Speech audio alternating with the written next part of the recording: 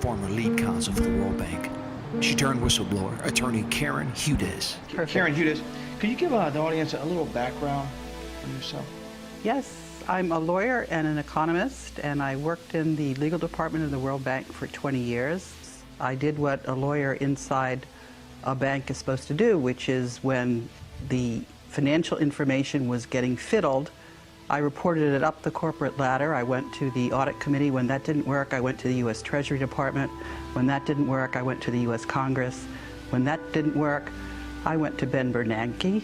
When that didn't work, I went to the rest of the world. I heard that name. Yeah, and when that didn't work, I went to the rest of the world. And that's where we are now. We're with the rest of the world.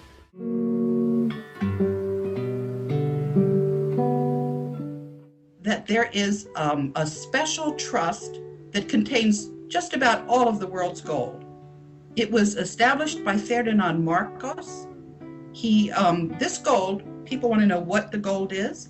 You're referring to the president of the Philippines, of the former president of the Philippines who died in '89, correct? That's correct. That's who, except, it's not clear about the exact date of his death because he had a cousin who, he was removed. He was removed by the CIA. It was not by a popular uprising. You know how the CIA stages these things. And he was sent off to Hawaii. But he had expected that this was going to happen, and he had gotten his cousin to stand in for him. So it was his cousin that was in Hawaii, captive. Yeah. But anyway, what Ferdinand Marcos did was he took the world's gold. I was explaining what is the world's gold. It's gold from King Solomon. It's gold that the conquistadors in Spain gathered up from the Aztec and Inca civilizations. It is gold that was gathered by General Yamashita between World War I and World War II.